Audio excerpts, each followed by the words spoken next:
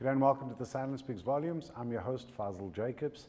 Today we continue our recording and conversation of last week out at the Tukai Malamed Conference Center, where we're chatting with our guests Lionel, Ruwaydah, Nabaweyah and Justine about support, the different types of support for the patient, for the caregivers, the family, and the challenges that we faced on our journeys.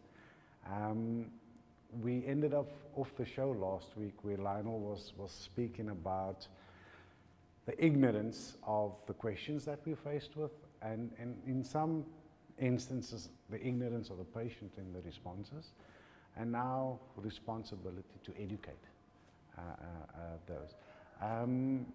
Nabaweyah, your thoughts on that situation? Oh, sorry, Yeah, I thought you meant from the caregiver side. Sorry, Marv.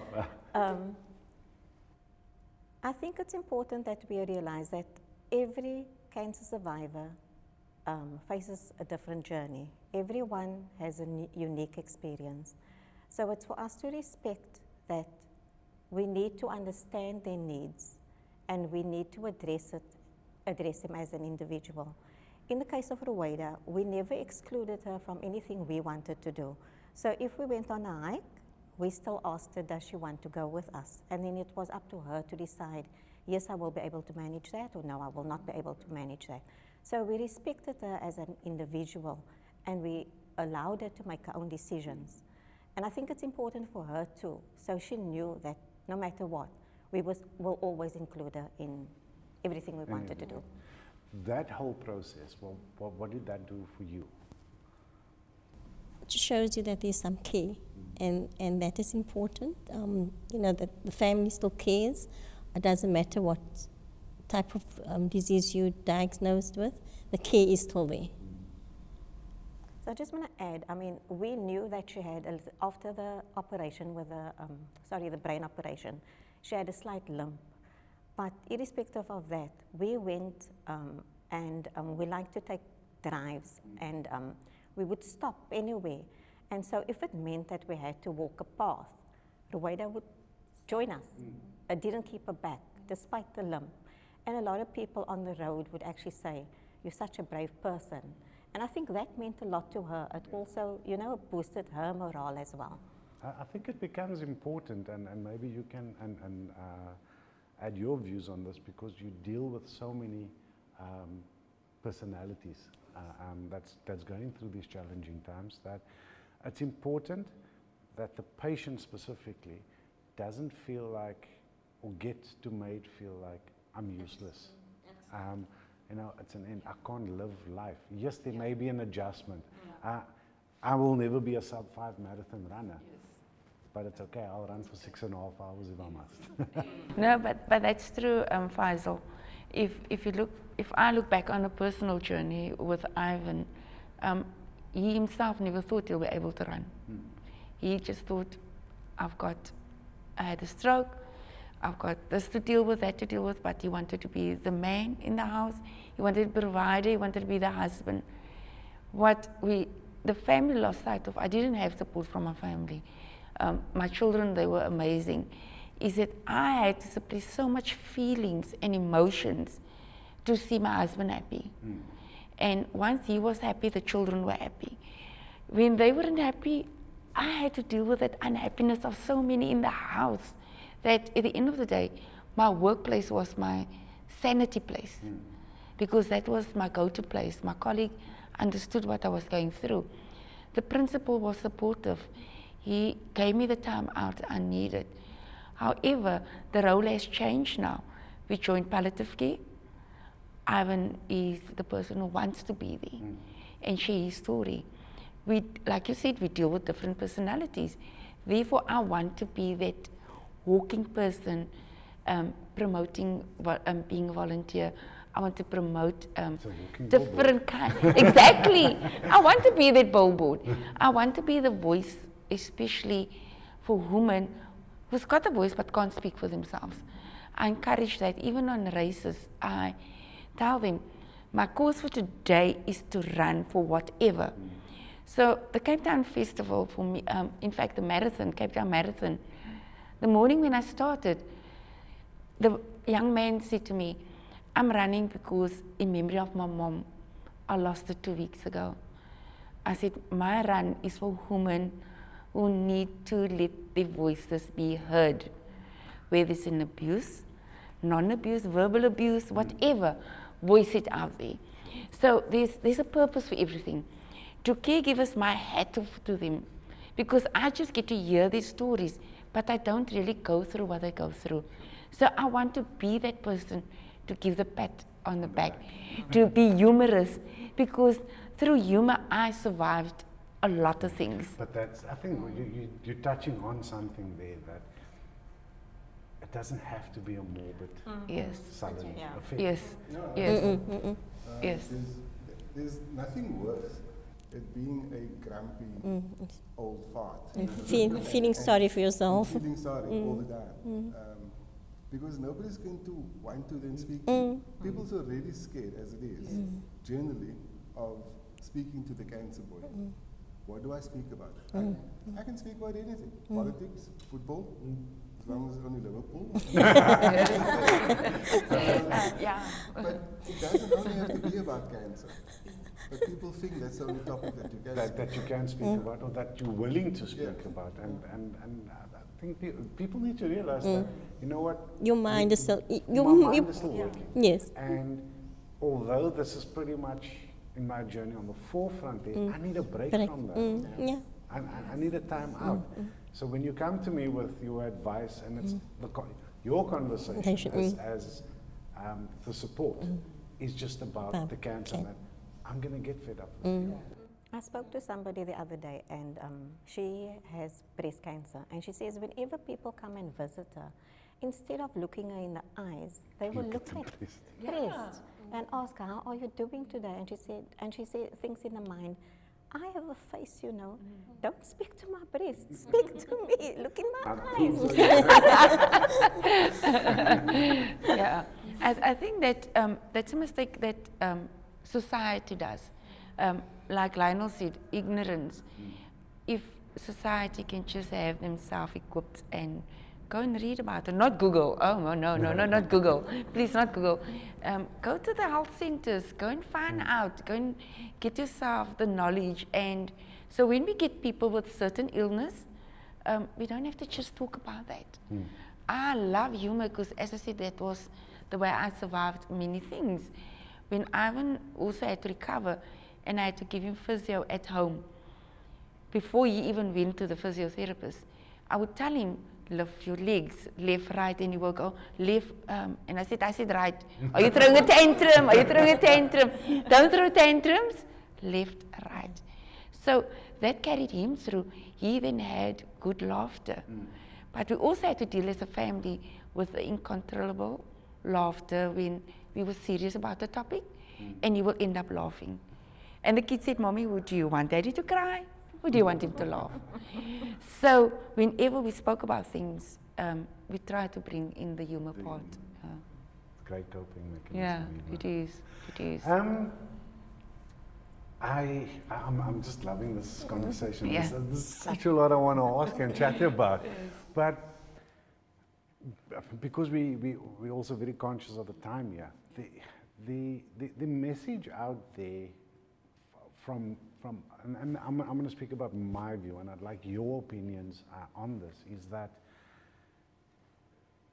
as the patient, newly diagnosed patient, there's such a lot of emotions that you're dealing with. You don't know. My journey was, I went for a colonoscopy because there was this growth that I thought was piles.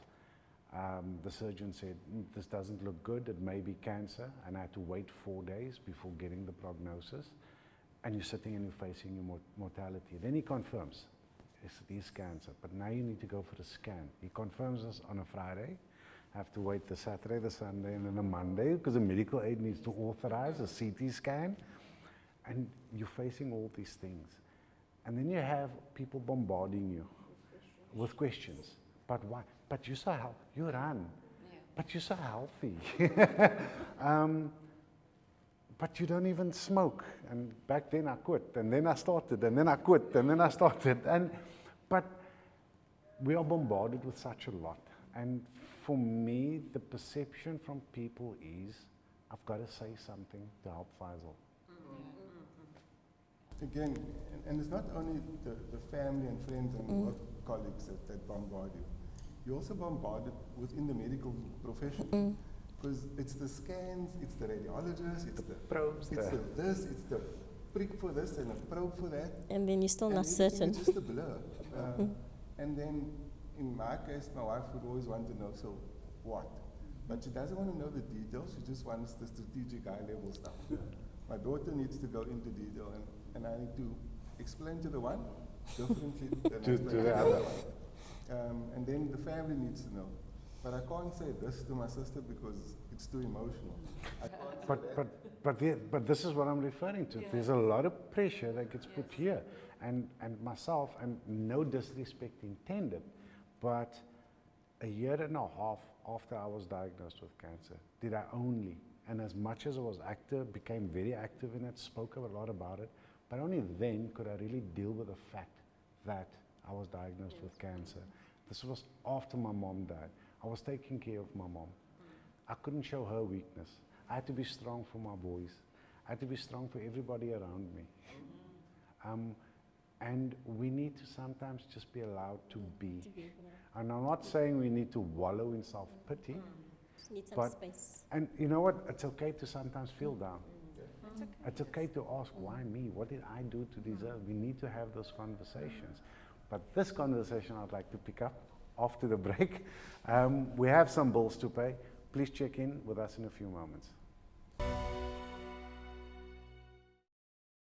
Welcome back to The Silence Speaks Volumes. I'm your host, Faisal Jacobs. We're continuing our conversation around support. And we were chatting about the need to sometimes just let the person be. And I know I said sometimes the patient just needs to be allowed to be. I think it's important that the caregiver also gets allowed to be. As a caregiver,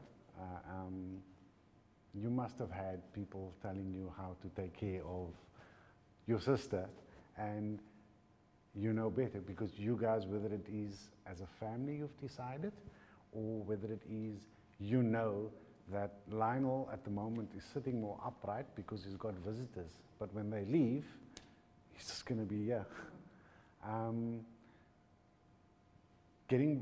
So it's not just the patient that's being bombarded with the questions and the probes and the whys and the this is what you must be doing, but it's the caregivers as well. Yeah, so I don't think I had many cases where somebody would tell me what to do with those.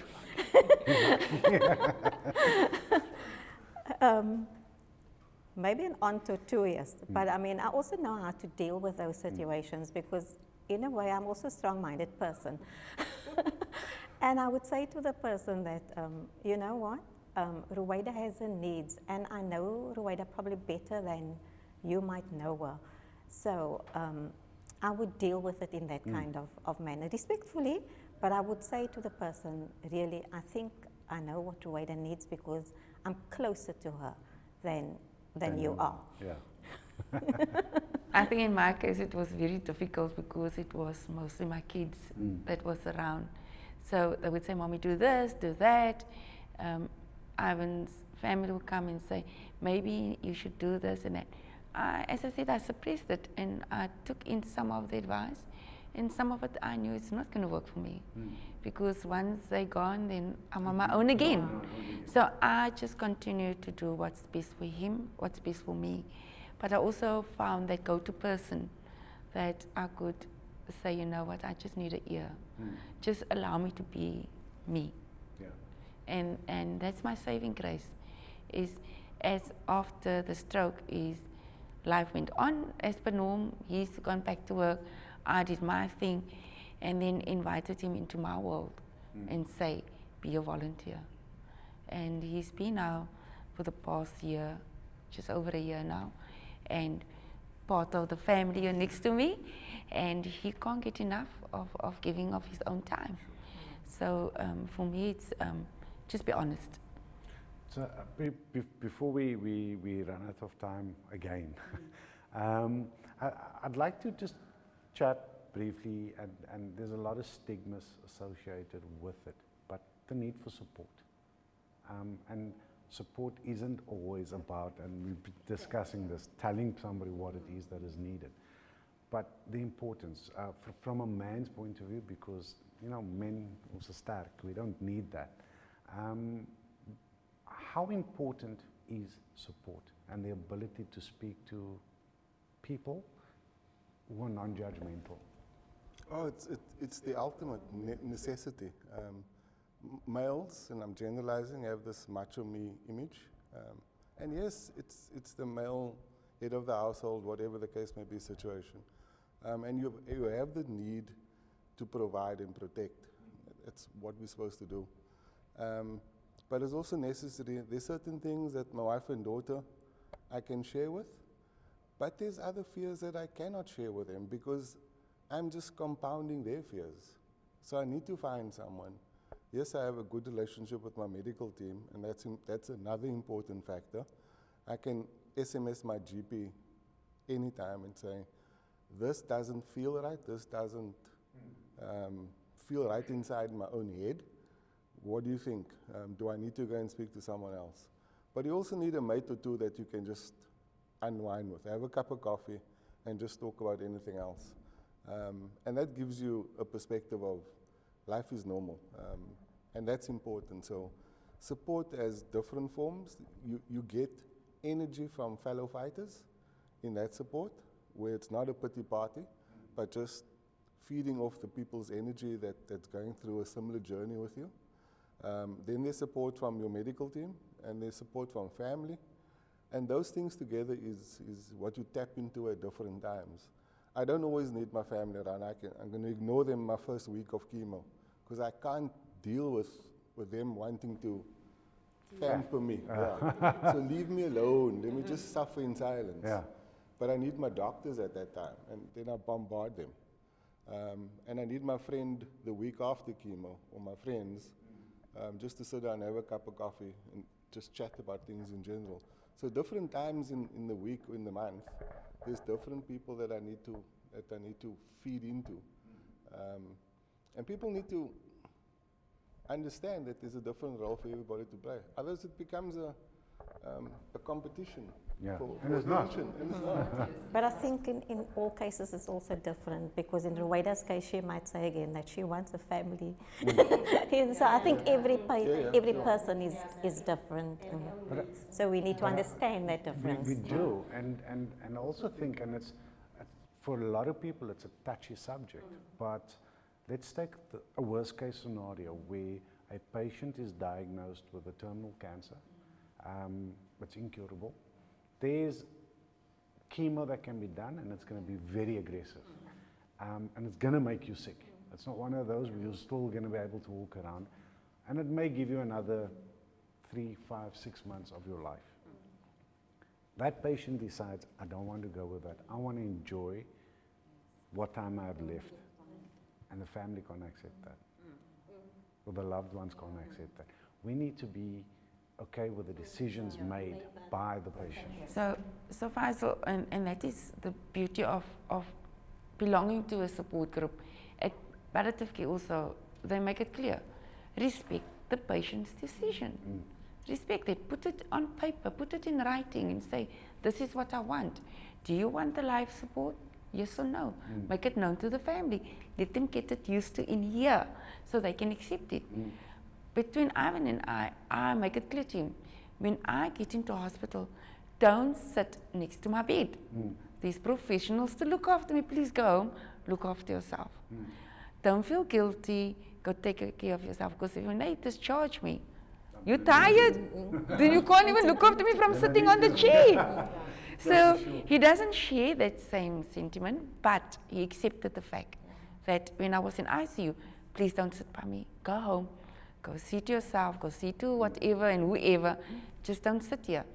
When he was admitted to hospital, it was like, are you going to be there? I said, no, Ivan, I see visiting time. I went home, I went to see to myself. He could see that I took care of myself.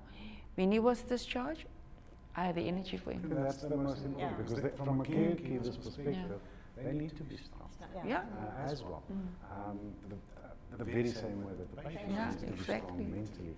So we got to start wrapping up the show, and as has become customary, a message to the viewers out there from each one of you. And if we could start with Lionel again, break the mold from ladies first. Always the males. My message is to family is understand what a cancer diagnosis is. You would know best who Lionel is, and you understand him. Understand and respect that he will go through certain things. Don't try and change him the way or how he would react in any given situation. Sit down, have a cup of coffee, bring some ice cream, and just treat me as a normal person. And the rest will take care of itself. The doctors will take care of the medical side. Family will take care of the emotional part.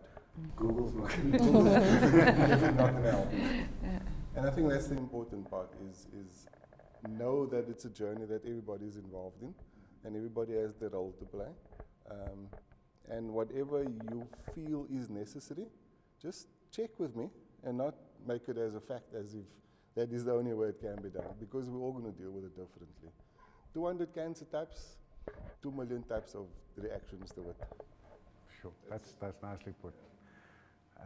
Ruwaydah? I was very fortunate. I am fortunate to have a very caring, loving family. They listen to your needs, and I think that is important. Also, patience is a big factor, because everybody we all have our different lifestyles, different mannerisms. So, just listen to what the patient needs, and react on that. Thank you. Nabaweyah? Nothing actually prepares you for the challenges that life sometimes throws at you. Whether you're a cancer patient, whether you're a caregiver, whether you suffer from any other disease, I think the importance is that we try to understand everybody's situation, and then you try to deal with it. Don't just give advice, always listen. And I think this program is so appropriate by saying silence speaks volumes, because even a silent prayer might help.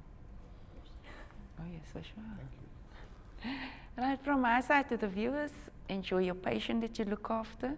Caregivers, give yourself some time out. And family, your support is so important. And be good to yourself. Take care. Thank you. Thank you so much for being on the show, sharing your journey and your thoughts. It really means a lot to me, and I'm sure to the viewers out there. To the viewers, my parting message, and there's a recurring theme that comes up here, and Lionel mentioned it's 200 types of cancers, 2 million personalities, so to speak. There are no two cancers that are the same. No two breast cancers are the same. No two rectal cancers are the same. We all react differently, and we react based on our life experience. Some people will cope with it very well, and others not. And whether you're coping or you're not coping, the most important thing is to remain strong mentally. And by being strong mentally, you need a healthy support system. And I'm using the word healthy because support isn't always being told what you need. Support sometimes is just being there for the person, sharing an ice cream, listening, talking about something other than what my ailment is. I'm still alive. I'm still enjoying life. I don't need to be told I'm ill all the time. I don't need to be told all the time, oh, you can't do that, let me pick that up for you. I'm still okay. If I feel I can do it, allow me. We deal with so many different emotions during this journey, to still have to deal with figuring out who am I going to offend, who am I not going to offend. And you can make that journey so much easier by asking, what do you need? Thank you so much for watching, and we'll see you next week.